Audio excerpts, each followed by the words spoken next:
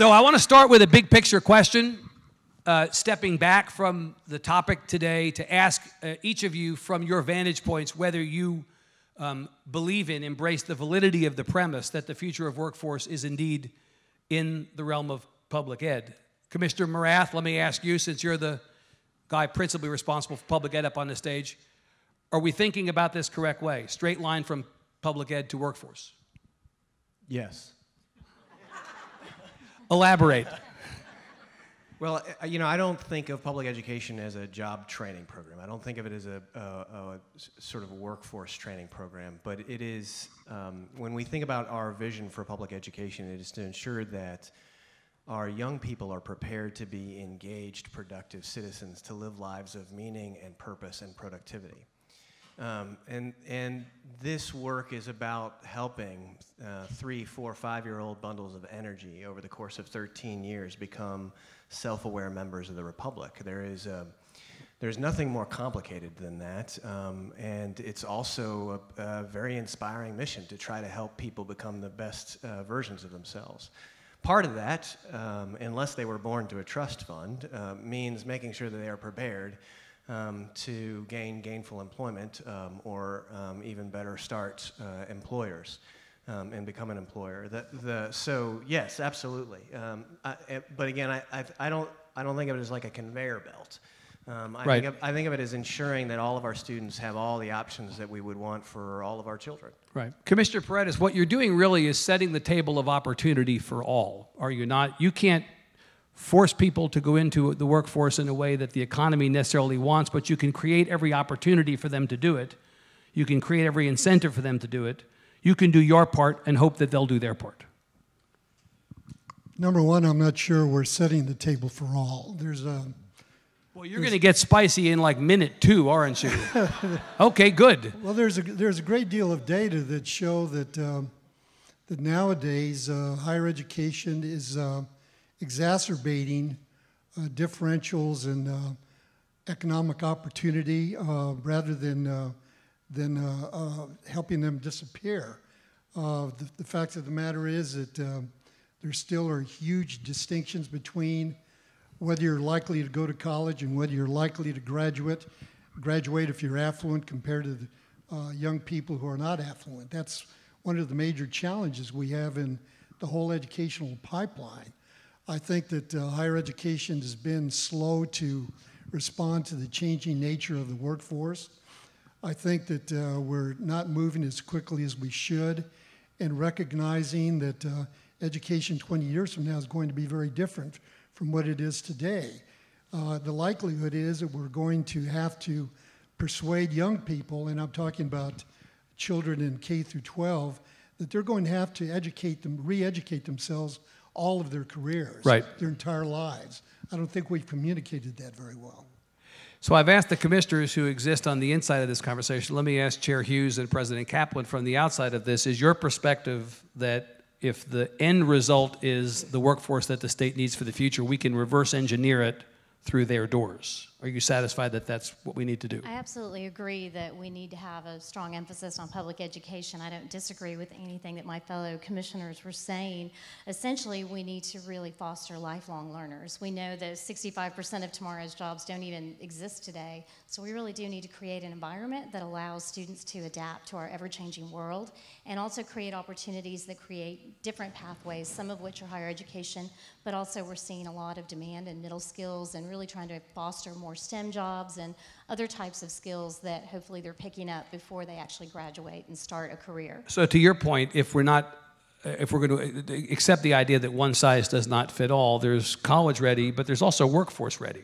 Absolutely. And the education system has to focus as much on workforce ready as college ready. And we're seeing that. We're seeing a lot of advancement in that space, and we're excited to see that. President Kaplan, I think I may have heard the phrase workforce ready first uttered by you. I think that was your phrase, at least as I heard it originally, in talking about the many ways in which education needs to turn toward its obligation to prop up the economy now and in the future.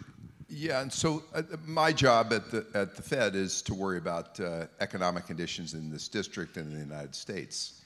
And GDP, which we talk about all the time, is made up of two things: growth in the workforce and growth in worker productivity. Add those two things up, That's GDP growth. And one of the big issues we have is we are lagging in the United States, math, science, and reading. We're 25th out of 35 industrialized nations. Texas lags the nation. To the extent we improved math, science, and reading, starting with early childhood literacy all the way through high school, we would likely have more workers in the workforce. They would likely have higher productivity. We'd have higher GDP. We'd all be wealthier. We'd make more money. But on this issue, one size doesn't fit all. For some students, going through secondary education will mean getting ready to go to college and going to college. But for a number of other students, it may mean going for skills training and workforce development. They may eventually go to college. But we need all the above, and we need to improve all the above, starting with 0 to 5, if we're going to have wealth and prosperity in this state and reduce the growing income and wealth inequality that we're experiencing, not just in Texas, but in the country. President Kaplan, I hear all the time, we hear all the time how the economy of Texas is so much better than the economy of other states. We have the 10th largest economy in the world. We have historically low unemployment. The business environment, the business climate is so good. And yet you're suggesting, if I'm hearing you right, that the fact that we're lagging on math, science, and reading means that the GDP of the state and the economy of the state could be even better, but for. So the reason, one big reason why we're outperforming the rest of the nation is migration. Migration of people and firms to the state. That is, and by the way, it's continuing. And so therefore the population of the state was, say, 22 and a fraction million 10 years ago. It's pushing up 29 million. We think it will continue to grow. So that's something most states would, die for. They would love to have that. Yeah. The thing we're lacking is we haven't improved enough the educational attainment of our citizens to get the most of that migration. Right. Commissioner Morath, is it as bad as he says? So if you look at the most recent cohort of high school graduates and fast forward 6 years, so we'll look at the class of 2011, and ask the question, what percentage of those high school graduates who stay in Texas, so I'm going to exclude the kids who graduate from our high schools and leave the state, but of the kids who stay in Texas, what percentage of them obtain a bachelor's degree in 4 years, obtain an associate's degree, in 6 years, obtain an associate's degree in 6 years, or obtain a vocational certificate? So if I asked folks in this room to raise your hand if you possess either a vocational certificate or an associate's degree or a bachelor's degree, I would bet pretty good money that most people would raise their hand. But the most recent cohort of Texas high school graduates 6 years after graduation who stayed in the state of Texas, that number is 25%, 1 in 4. It's not, I don't say that to be gloomy, because these numbers actually were never materially higher. And in fact, the numbers today, They're actually heading up. They're ticking up a little bit, aren't they? Or a little they better. were heading up, yes. Yeah. They're not heading up nearly as aggressively as they used to. No, but weirdly, if it is in fact 1 in 4, and that's higher than I've understood it to be, that would represent the good news. Yeah, that's, right? I mean, if you look at the story of the last 20 years of public education in Texas, you see a story of continuous improvement. Right. You see a story of improved outcomes for all students. You see improved outcomes for individual groups of students. And yet, the challenge remains, an economy as diverse and as complicated, as sophisticated as ours, high school diploma just ain't what it used to be. And so what percentage of jobs in Texas today, what percentage of jobs in Texas in 2030 will require a young person to possess an associate's degree, a bachelor's degree, or a trade credential? Because even today, it's much more than 25%. My understanding, I believe this actually came from the coordinating board, that 65% of jobs in Texas will require a post-secondary degree by 2020. Commissioner, is that right? There are different studies that the figure is usually somewhere between 62, 67%. And because of where we are in Texas, where we've been for the past 15 or 20 years, our goal is to have 60% of our youngest cohort of adults, 25 to 34 years old, possess some form of post-secondary credential by the year 2030. That will continue to lag behind other states. You going to even make that goal? I know that goal is celebrated and we all hold it up and say that we're working toward that. Are you going to make that goal? I think we will, yes. Yeah. Chair Hughs, let me come back to you and pick up on the point that Rob was making about the workforce and the connect backwards if you reverse engineered it. You represent employers. That's your constituency in your service at the commission. What do you hear from them about the skills that they want? What are they not getting out of public education that public education needs to do better at providing specifically? Sure. Well, the good news is employers are satisfied to some extent with what they're getting and with the workforce that we have. We have the best workforce in the world. But having said that, when they find that they're having trouble filling jobs, it typically revolves around having individuals with credentials and degrees but not work experience that are really ready to hit the ground running. And the soft skills or the essential skills also come into play quite a bit with respect to having people that show up to work and are trainable in many instances. So I think, and I hate to use the word trainable because I know we want to educate humans and not train them. If you ever hear Virginia, we'll talk about that, Congresswoman Wolf. But ultimately, I think that, and that's why through our tri-agency efforts, we've started these programs like Texas Internship Challenge and other efforts. We're promoting our apprenticeships programs more. We have our JET funding that supports equipment. I was just in Corpus this week where 2 high schools have state-of-the-art welding equipment, and the students are spending 2 hours of their high school day on that equipment. And I was very moved by the CTE instructor telling me that when she started in that position and she walked through and she saw the rudimentary equipment that they had, she thought, is this the best we can do for our students? So they really took advantage of that opportunity. And they just applied so for we're the clear, grant. the Workforce Commission made a grant for welding equipment at 2 schools in the Corpus Christi Independent School District. That's one example of one many example. competitive grants that the state offers. But that just yes. happened like you were down there within the last couple of days week, talking right, about that, right? And when you see these students, it's great to hear that they realize they have options. Some of them felt like they were going to use these welding skills to potentially pay for college because it was going to allow them to have a higher paying job while they continued to pursue their education.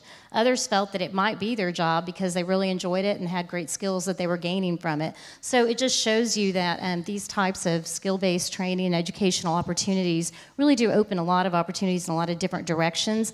And I think it's something that employers are very supportive of because they see that it has a really good impact. When you've got nursing students training on state-of-the-art equipment and having some of that training through dual credit opportunities in high school and continuing through with their education and getting that kind of training, by the time they're ready for work, they're also work ready.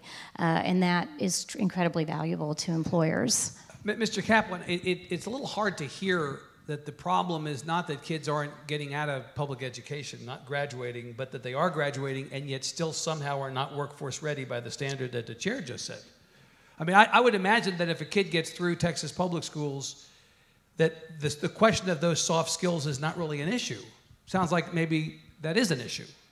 So one of the big changes going on in the economy over the last 30 years is technology-enabled disruption, and to some extent globalization. But the big change is technology, and this has been going on for a long time. You've heard it. Technology is replacing people. We know that. Pricing power of businesses is less than any time in our lifetime because we all have these devices in our hand. We have more computing power in the palm of our hand than most companies did 15 years ago. So what companies are doing is accelerating how fast they're investing in technology because they need to, because they don't have pricing power. The long and the short of this is, if you got a college education in this country, it may be painful, but you're adapting to the changing needs of functions, and your job and your industry may change, but you've got the skills for it.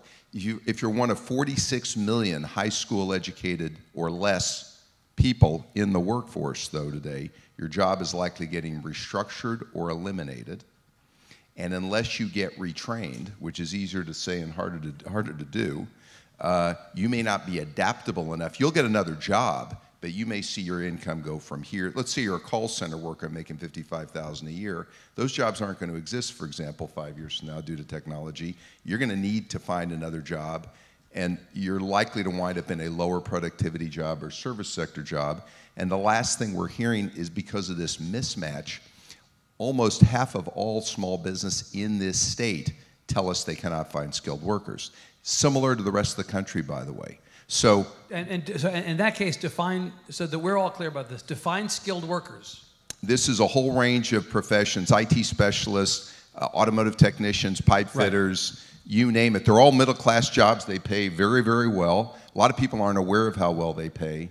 And so I think Commissioner mentioned we're going to need to do a real restructuring of our education system.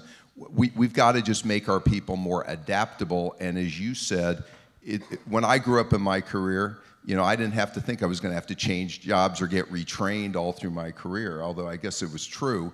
But today it really is true. And the education system, and I think a lot of the good work that's being done in the state and that we could do, needs to make our workforce more adaptable because the needs of the workforce are changing dramatically. So let me ask the commissioners, Commissioner Paredes first and then Commissioner Morath, what does this mean for the way that you consider the work that higher ed first does? If President Kaplan is right, it sounds like you have to completely rethink from the inside out how you educate kids at that level. I think we're going to have to do some things quite differently than we did before. I think the idea of universities and colleges only focusing on degrees, whether associate's degrees or bachelor's degrees, will disappear. I think we'll find a lot more people getting short-term certificates in being a manager in a company. I think we will go to more variable kinds of training that train you specifically for jobs that exist at that particular moment but will not exist in 4 or 5 years. I think we're going to have to restructure K-12 education so that children understand that college or the military or simply graduating from high school and going into the workforce is not the end of your career. I don't think young people... It's not the end of your education either. Yes, I think young people need to understand that they're going to change jobs, not just going from being a teacher in one town to being a teacher in another. They're going to change jobs, careers 4 or 5 times during their lifetimes. And it sounds to me that community colleges as a component of the total higher ed universe will play an increasing role because much of what you're describing, the logical place for that to take place, to play out, it sounds like it's more likely on a community college campus than a 4-year campus. Well, that depends on the nature of the jobs. As Texas tries to attract more high-skilled jobs, most of those jobs might go to college graduates, not only with just baccalaureate degrees, but with advanced degrees. So some may end up through the more traditional community college door, but there's still going to be a place for 4 years in that conversation as you describe it. Commissioner Morath, do you accept that you have to rethink the way you're training kids, educating kids in K-12? So yes and no, because I think so much of this gets down to making sure that we are supporting all of our students to master the fundamentals. High levels of literacy skills, high levels of numeracy skills in the early grades, high levels of content knowledge about the social sciences and the hard sciences. This is what creates flexibility in people. And so you're talking about a very strong approach to primary education that isn't any different than the objectives that you would have in an old one-room schoolhouse. Now, where things start to look really different, I think, is at the high school level, where you begin to create a lot more job-embedded and sort of innovative training opportunities. And certainly the delivery, like what we're doing to ensure that all of our students master the fundamentals, we're likely going to have to change the way classrooms look and feel, just because the job of ensuring, if I'm teaching 20 eager young minds that are all first graders, that's one of the hardest jobs you're ever going to find. Making sure that all 20 master all the content that you want in English, math, science, and social studies to prepare them so that they can handle the and have the relevant background that they need to sort of gain a leg up. Meanwhile, they're experimenting with coding and writing programs, and that sort of very rich mastery of the fundamentals needs to be reached by far more students than we do today. And that's what's going to give them far more options as they pursue whatever options they want to pursue over and over in life. At the same time, you think about high school experiences that really look different than a sort of traditional high school experience. You've got, in fact, I saw them in the audience at Roscoe Collegiate High School, which is out in Sweetwater, Texas. It's right past the Love's Travel Stop on 20. I'd go out there and check it out. They have 80% of their high school graduate. I'm sorry, 90% of their high school graduates graduating with an associate's degree, and literally 100% of their kids graduate from high school with also with a vocational credential. It's significantly job embedded work at the same time that you are building a strong liberal arts background in students.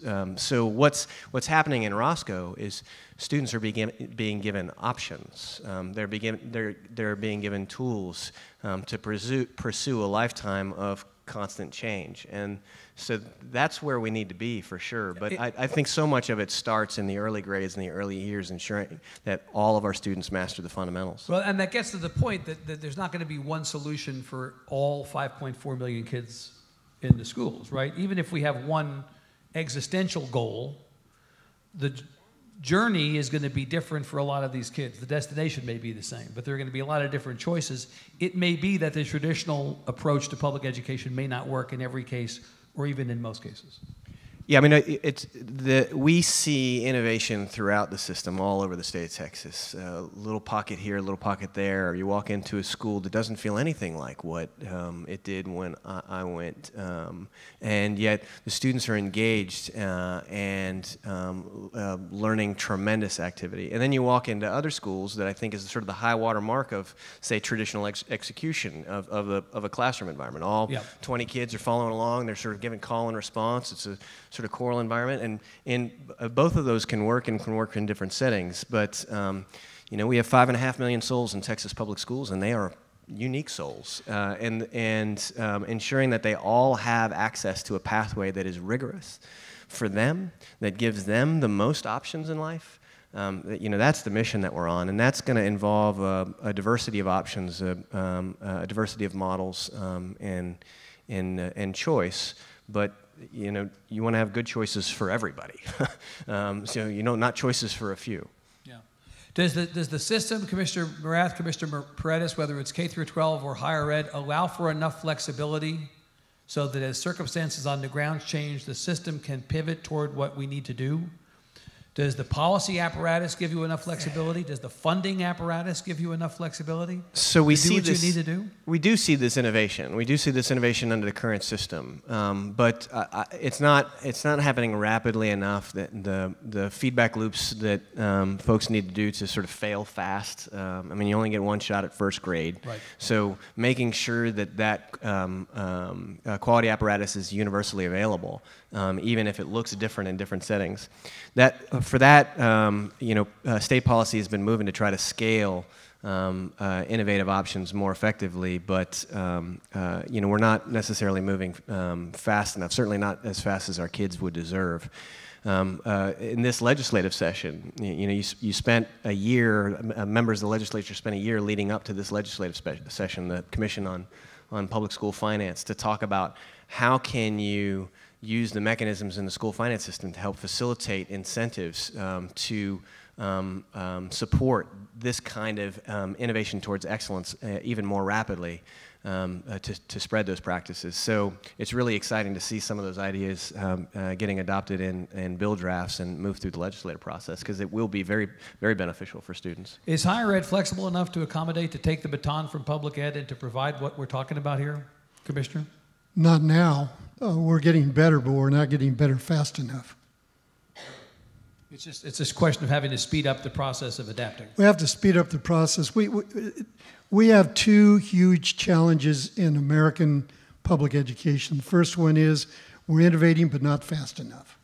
And the second big challenge is, and I think the problem is probably worse here than it is in just about any other industrialized country in the world.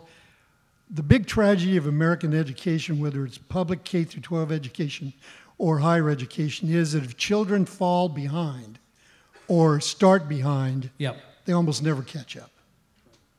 So speaking of starting behind, Rob, I want to ask you, President Kaplan, about the pre-K piece of this. I think the first time I ever heard you speak, you were making the argument from a business community, business climate standpoint, from an economic standpoint about you're making the point of investing in pre-K, that the state was not doing a sufficient job in providing resources for pre-K, that we needed to go to full-day pre-K. We had to completely embrace it as an insurance policy for our economic future, and in the absence of it, we were setting ourselves off on a course that we were never going to recover from. You still are where you are on that subject. Yes, so I'm cognizant of the fact that the fastest growing demographic groups in this state are blacks and Hispanics. And I'm cognizant of looking at all the data that a disproportionately high share of those groups begin first grade, or whichever you want to measure, either first or third, behind grade level. Yeah. And so for me, when I'm asked the question, if you had to do one thing to help improve this ecosystem, I would front-end load more of the money, as the commissioner was saying, to kids 0 to 5, so they're, and particularly on their literacy. So you could dramatically try to make an effort to read to kids 0 to 5 who aren't read to at home, and improve their literacy so that when they start first grade, there's a better chance that they're going to start at grade level. Yeah. Commissioner Morath, we finally have gotten to a point where everybody loves pre-K now, right? Yeah, I've always been there. Yeah. But it's taken a while. Now the question on pre-K doesn't seem to be whether, it seems to be what and how much and what are the details going to look like. But it seems like we've gotten to a point where the question of pre-K or not is over and pre-K's won. Well, the data is compellingly clear, the Texas data in particular. So, you know, some people cite national studies that go back to the 1970s that show sort of strong long-term outcomes. Some people look at other studies that seem to show an achievement drop-off in the elementary grades. And yet, when we look at Texas data, students who were eligible for pre-K in the late 90s, who attended pre-K, are persisting in college at higher rates than those who didn't. So the existing investment in pre-K in Texas is already getting results for Texas kids. As we make more investments in that area to improve quality and improve access, then it'll have even more significant impact. The delta between, for low-income students entering kindergarten, who had access to pre-K versus those who didn't, is something like a 16 percentage point increase in general levels of readiness. You know, that has a massive effect, not just on those kids individually. This is where some of us sort of lose sight of it. Imagine you're a teacher in a kindergarten classroom, that you have 20 kids and 10 of them came in, say, a year behind developmentally. And what you have to do then is you have to, for those 10 kids, grow them a year and 3 months. And incidentally, the first grade teacher has to do the same, and the second grade teacher has to do the same, and the third grade teacher has to do the same. And only if that level of perfection has been achieved do you catch that group of students up. And only if you do that do you get out of the remediation merry-go-round that occurs in middle school, and only then do you avoid the problem with those that either drop out formally or informally in high school. So it's one of the most significant systemic changes that we can make to shift our time, attention, and resources, and put our best and brightest brains into those early grades. Sometimes I'll joke with people, anybody can teach calculus, but it takes somebody with real skill to teach kindergarten. But you know, but Commissioner, I realize you've only been commissioner for a handful of years, but the reality is, if you're saying that the data has shown for several decades that pre-K was effective and drove outcomes, what the hell took us so long as a state to cotton to the idea that we had to invest enough in it? Because, you know, education, like everything else, it's pay me now or pay me later. We've been paying me later for the last 20 years. Finally, we're now going to migrate to pay me now. What took us so long? Well, I mean, when I got to the agency, I actually conducted that study. I ordered that study to be done. So I've just been then telling people what the results are. Maybe that helped. I don't know. But there's a lot of people in this room that care passionately about the impact and efficacy of effective early childhood framework. As a parent of 4 young children myself, my kids are not statutorily eligible for pre-K funding, and yet last year I paid for my daughter to attend public pre-K because I knew it was the best deal in town. So. That's close to an endorsement deal for pre-K that you just did right there. Yeah, well, if you're spending out of your pocket, then you're giving it a thumbs up, right? Absolutely. Yeah. So you know, we need to be creative about it, because it doesn't all have to happen inside of our in our elementary schools. There's a vibrant private child care sector that could use the same supports that we offer to some of our public sector schools. To do this work, and we would reach far more kids and do it far more efficiently if we did so in partnership with the entire early childhood ecosystem. So we've been trying to support that work at TEA since I got there. I actually stood up an early childhood division at TEA. It's the first time that's ever happened. Yeah. Chair Hughs, I heard Commissioner Paredes say that 2 big problems are innovation that's not happening quickly enough and the need to get them early as 2 future things to deal with in the realm of education. I would actually put a third out there, and that is demographic change, the changing composition of the population as it relates to this connect between education and workforce. We know where the population is today. We know where it's going to be in 2040. We know where it's going to be in the years beyond that. Would you talk about race, ethnicity, and poverty as a factor in the population as we try to move kids through the pipeline from K-12 up to the workforce? And what particular challenges that demographic inevitability present?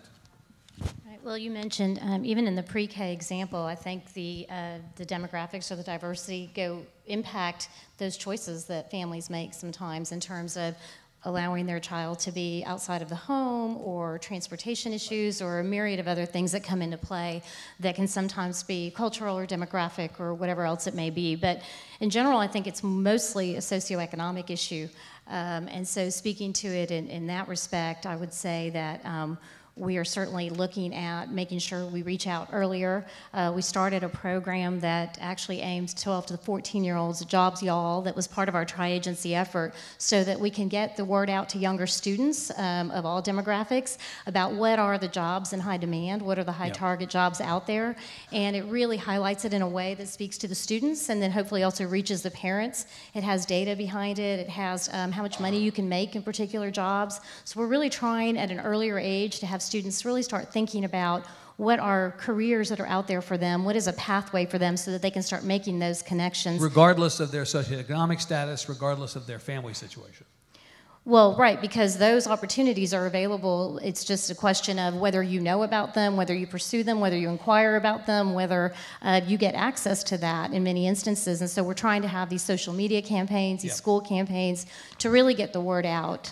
Similarly, I was just at A&M for the Texas Science Fair, and it's just another example of students really taking opportunities available to them and showing us what they can do. And when you see that group, you feel really good about the future and where we're going. And there were all different demographics. In fact, I noticed there were more women, and I know that in STEM there's 30% less women than men. Right. So I'm excited to see that 50% of the population, for example, is being reached out to more. You see more women in construction and manufacturing, and we have lots of different examples where we have concentrated efforts to bring the numbers up in certain different groups, demographic groups, racial groups, et cetera. And so we're continuing to work on that. We realize that there are disparities, and where we find them and where we can address them, we invest resources to get to them. Commissioner Paredes, this is a conversation we've had many times about the challenge for higher ed, but it extends down to public ed. You know, the population of Texas right now is 43% Anglo, 40% Latino, but the public education population is majority Latino. The Anglo population, I think the enrollment in public ed is below 30% at this point. So we're already seeing that change at the lower age scale in education.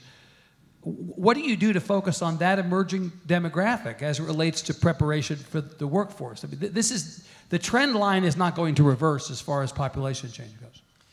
Well, let me point out something that's important here. The most common characteristic of underachieving students is not ethnicity, it's not race, it's not gender, it's socioeconomic It's poverty, status. is it not? Right. Poverty. Yeah, right.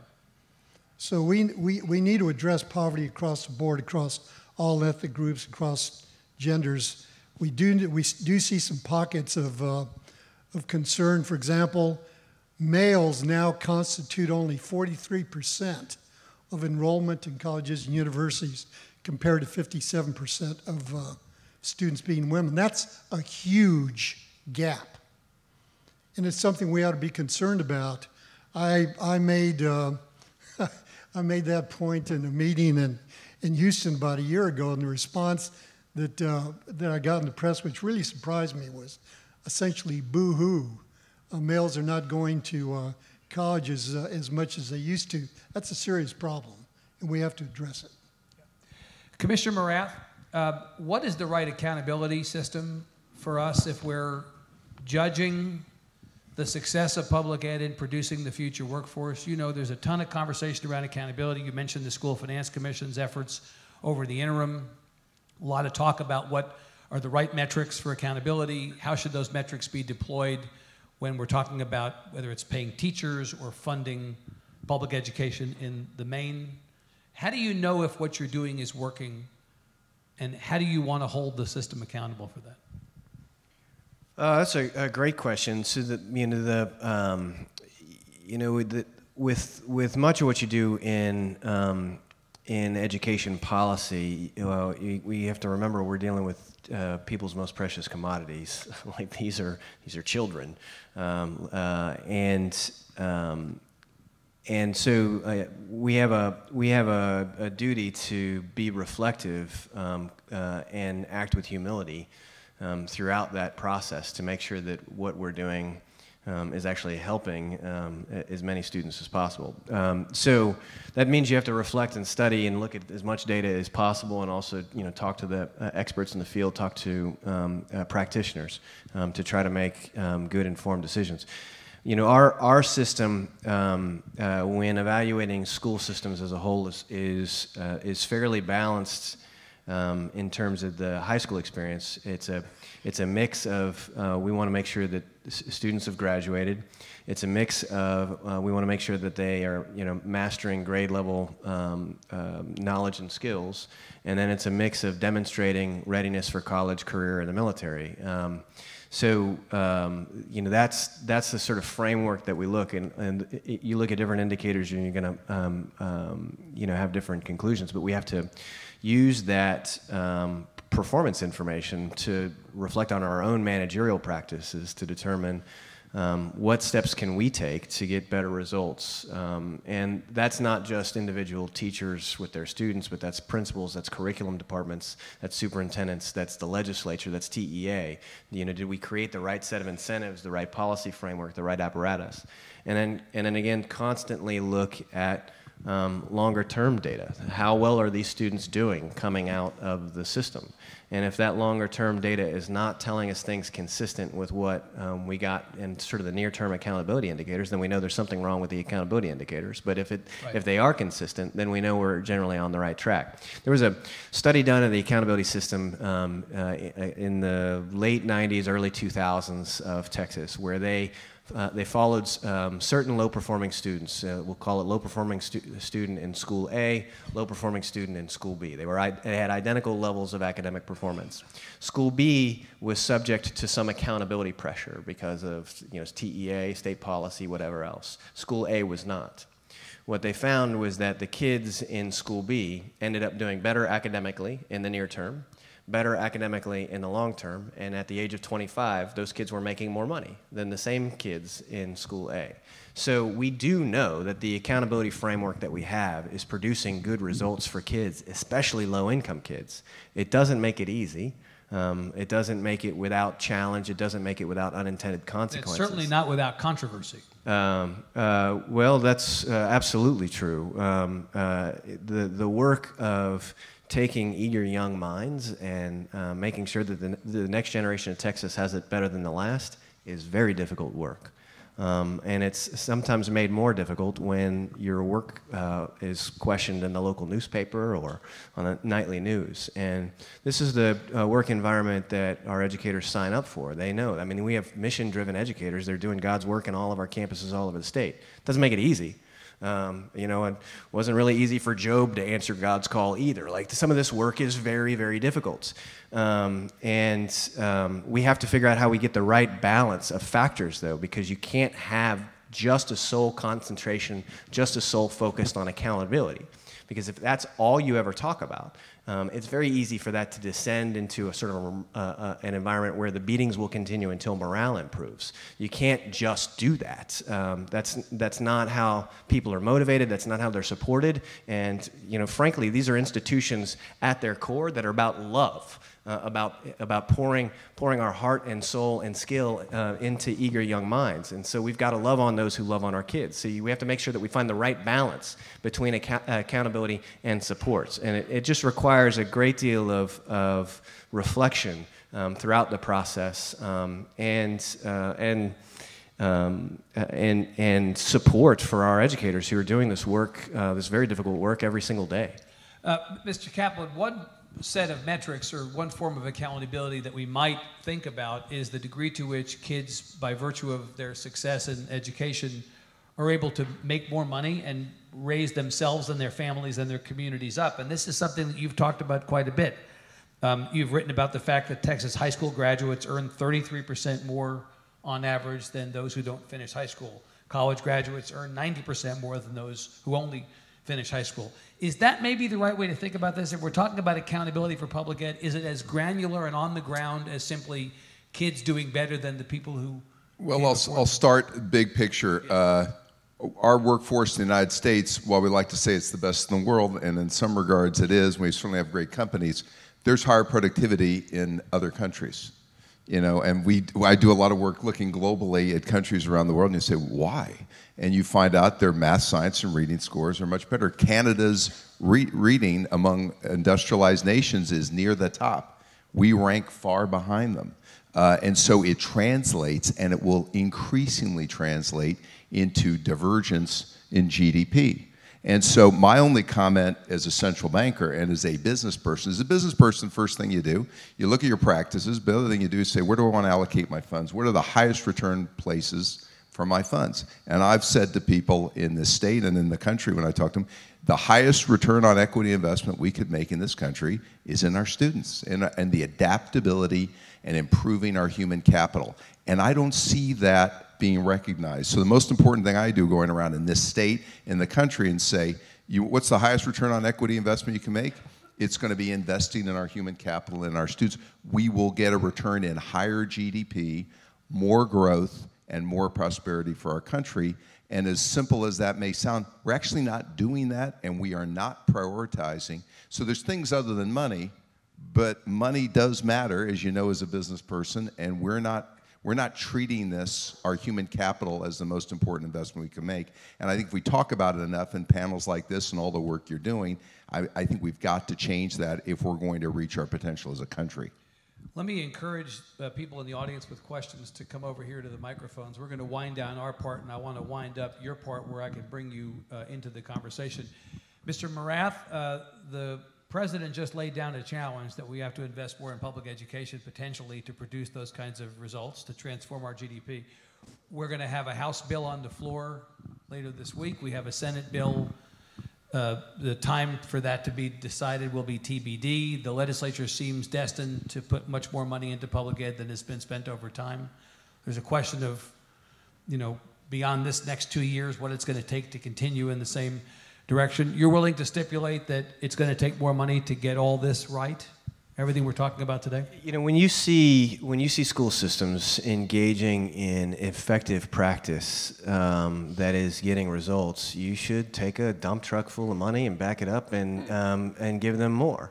But we shouldn't also delude ourselves into thinking that money is going to be some great panacea.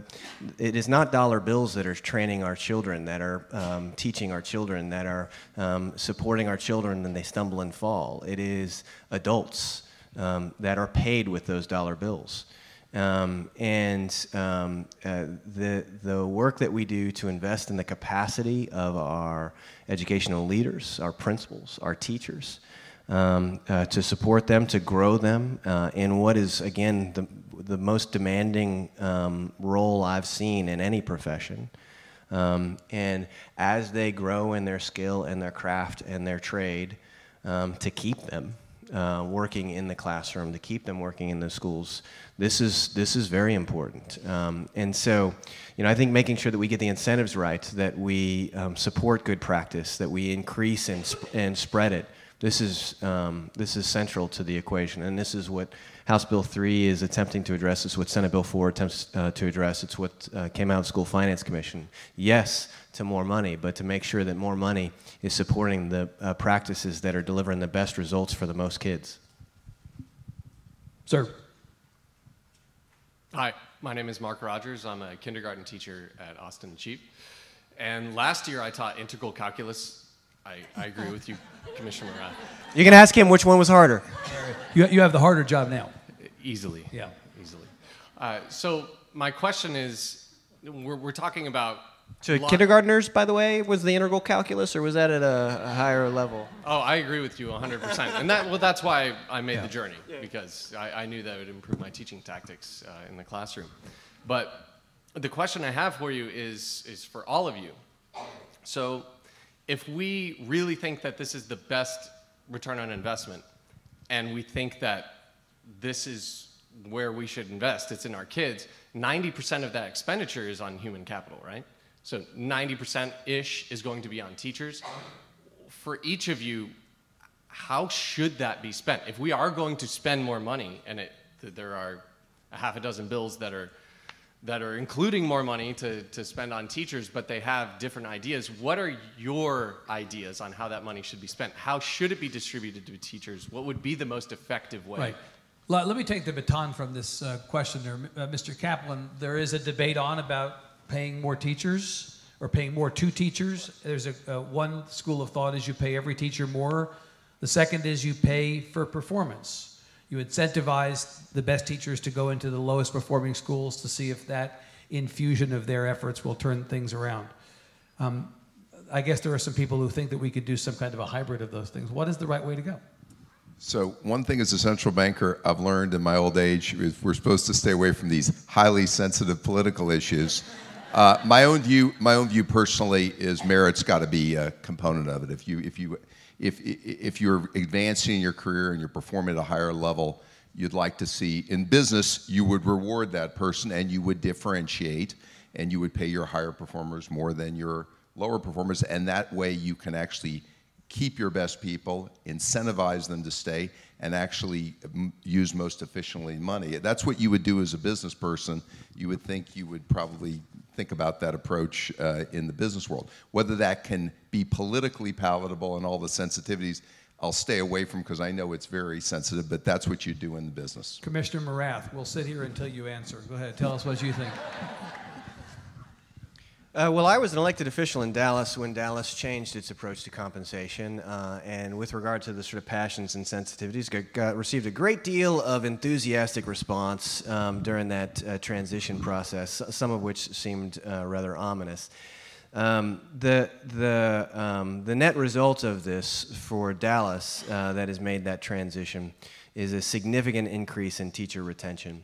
A significant increase in student achievement. And the survey data would lead me to believe that there's also a noticeable improvement in general job satisfaction. Those all strike me as pretty good things. That being said, I mean, we need to pay our teachers enough money to take sort of financial concerns off the table for them. But creating a path for teachers to make six figures, as the governor has committed to supporting, is absolutely the future. It has to happen for us. We are at a stage in our country where we have all heard this cliche that those who can do, those who can't teach, and which is about the most toxic thing that I can possibly fathom about the teaching profession. This, I don't know how long this trend has been building, has reached such epic proportions that for the first time in U.S. history, in the year 2018, the majority of American parents did not want their children to become teachers. The first time in U.S. history that was true. Only 4% of Texas students who sit for the SAT or ACT wish to work as teachers. The delta between the highest performing college graduates who in terms of the career that they got into and teaching, which they were interested in but did not choose, the overwhelming majority of the reason is pay. And it is not their starting pay that they are generally complaining about. The starting pay for teachers in the state of Texas and most of the population centers is about $50,000. The state average is a little bit below that, which for somebody who's 22 coming out of school that's got a bachelor's degree is a darn fine wage. But if you work 60 hours a week because you're working your tail off, you're committed, you are constantly reflecting and refining on your practices. You are spending your own personal money on your school kids. You are coming home sometimes crying about what a student told you during the course of the day. And 10 years later, you've been sitting in a system that gives all of the teachers $500 a year as a raise that doesn't even really keep pace with health care costs. Unless you ceased caring about money personally, you're not doing that anymore. And that's what we see. We see the teacher you were most likely to run into in this country in 1987 was in his or her 15th year of service. And the teacher you are most likely to run in today is in his or her first year. So you're advocating for both pay for performance, but also raising the base pay of teachers so that we give the profession what it needs at a minimum to attract the best people. Well, in this hypothetical world where resources are limitless, yes, I'm advocating for both. Right. Hypothetical indeed. Thank you. Thank you. Another audience question for these guys. I mean, you've got the commissioners, President of Dallas Fed, sprint over to the microphone, or just use your outside voice. We'll take your question. Hello, everyone. I'm Bimal Kumar, founder of a school group. And how do you see, like, I travel 40 countries and all the education system, thousands of an education system. And what we learn from, like, developing countries and all this stuff, their model of learning is they are trying to adopt the way American or British system is, basically like a alternative way of learning, which is like building the infrastructure, giving the payroll and all this stuff. But the modern world, the student is facing the problem is like a technological advancement. The future challenge is coming like artificial intelligence, machine learning, virtual reality, and the data science. So we are going to have like a not only physical challenge of the job place where it's like the robots is coming, like Uber and all this stuff, but at the same time, machine learning is challenging the emotional intelligence as well. And it's coming, just like 5 years down the line, all these tech companies is going to tell you about that one. So how we are we preparing our new generation for the old methodology, which is like industrial area of education system, or we are using our technocratic world, which is like a global collaboration for changing the problem? I mean, it is, Commissioner Paredes and Chair Hughs, a little bit like generals fighting the last war. Maybe the system is working to educate kids, but not for the future, for the present. I think it's safe to say that we have a dearth of effective teachers of science and math throughout the educational pipeline, and until we have sufficient numbers of expert teachers in those critical areas, we're not going to be able to accomplish what you've indicated we need to do. I think all of us are concerned about the quality of instruction in high-tech areas, and particularly in Texas. Yeah, this gets back to the Commissioner's point that we may not be innovating fast enough. Business may be innovating faster than education is. Sure, and we know that, for example, we need more, I mean, going back to making sure we have the right teachers that inspire students in STEM fields, or in just in the sciences, science, technology, engineering, math, everything that we've been talking about that is so critical and lends itself to the reading and math that you're referring to that impacts our GDP. We have programs, Texas has a great program, You Teach, for example, that will find individuals who are an undergraduate in math and science and try to really steer them towards teaching. And so it is still a noble profession. We do really need to to fight against this perception or these stereotypes, real and perceived, about what the profession does and support the profession, as Commissioner Morath was stating. But we are trying to put more teachers into these fields to then encourage students. And similarly, we try to encourage employers to participate and share what technology they're looking at and what they can bring to bear to really support students in these growing and emerging fields. One thing we started through the Tri-Agency Initiative is that as a workforce commission in our 28 boards, they each have a Careers and Industry Week, and that is not a job fair. It is an opportunity for students to come and hear from the employers in their community. And so you hear exactly what employers are looking for, what they're working on, and it really gives students this idea of what they could aspire to in their own backyard in many instances, but it also touches on technology. Things like the science fair and lots of other programs that we promote are specifically created so that students will be problem solvers and think about these innovations. I can tell you at the science fair there were several apps that were already available on an iPhone that were created by 12-year-olds. So there is a lot of really good work happening, but in terms of staying ahead of it, I think we're very aware of the fact we need to continue to put resources in those spaces. And how do you prepare the new generation for the globalization of workforce? For example, it is everywhere, and students from India or all over the world, or even the China, is having the skills, even the high school level, they can do the virtual work, logo designing or anything. How you think American student or even the Texas student using the same technology having going global job? How are you preparing the curriculum-wise then? Let me ask Commissioner Morath, President Kaplan, to address the question of how we're preparing for the globalization of the workforce. That'll be our last point. I mean, I sort of get back to a response I gave earlier, that so much of this is about making sure that our students have mastered the fundamentals. The students who develop extraordinarily high levels of comfort with literacy, with numeracy, very high levels of knowledge about the social sciences and about the hard sciences, these are students that have flexibility.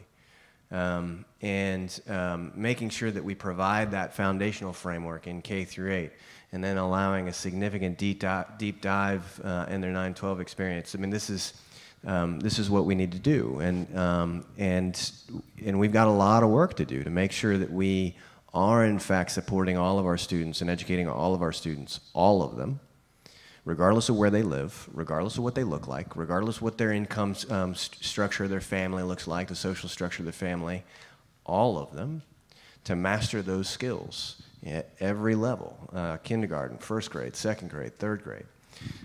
So, you know, ensuring, like, I didn't have a globalization class when I was growing up in middle school or high school. I got one hellaciously good, well-rounded education from Garland High School. I had came out of high school with 36 hours of college credit. I had three years of computer science and a year of typing. I was prepared for the revolution that that global technology onslaught has had. That's because I was given an education that made sure that I mastered the fundamentals. All goes back to the fundamentals. Rob. Yeah, I would say, listen, I'm a global business person. I ran an incubator, at Harvard Business School, technology incubator, and I go back to what's the most important skills I still look for as a global business person. Can you read? Can you write? Do you have the basic skills? I agree very strongly. If you've got the fundamentals, for me, the most important thing education does is teach you the fundamentals and get you prepared to keep learning.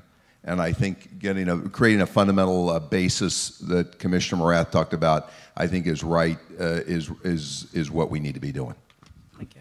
I got the cut it off sign from our folks. We're out of time, Jessica? She's out, I think, out of the room. I'm just going to take one more question as a matter of course, and then we're going to end it right there. I paid Jessica to leave the room just okay, for a minute.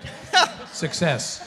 Susan Dawson, E3 Alliance. Yes. One of the reasons that the School Finance Commission took the better part of a year and hundreds of hours doing their work is that they wanted to not just look at how much money do we need to put in the system, but how do we do that truly strategically to change things. Right. So I'll leave Commissioner Morath off of this one.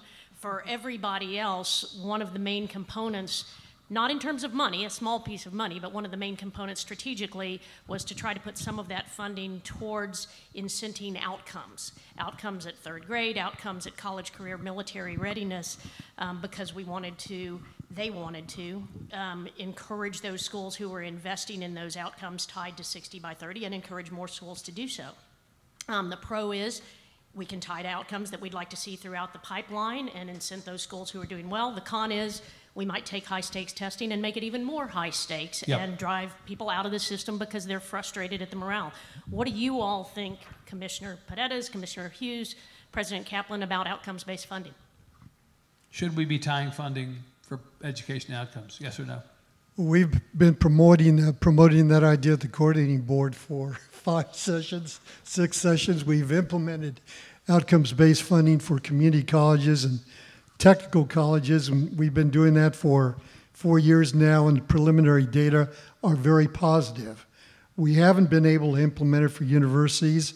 We're going to hear a bill on performance-based funding on Wednesday. We'll see how it goes, but we've been advocating for that. But you're for it? All for it. Yeah. I'm voting yes. Yeah. Chair Hughes, yes. President Kaplan, yes. Morath, you don't want she didn't want you to get in this. She explicitly excluded me from that question. Explicitly excluded. Yeah, but as we walk out of here tonight, tell us yes or no. Are you for performance-based funding? I am for anything that improves the outcomes of our students. That's sort of a cop-out, but that's okay. All right, give our big panel a hand, please. Chair Hughes, President Kaplan, Commissioner Morath, Commissioner Paredes. We will see you tomorrow morning when we come back with a panel first of the day about school finance and the session. Thank you very much.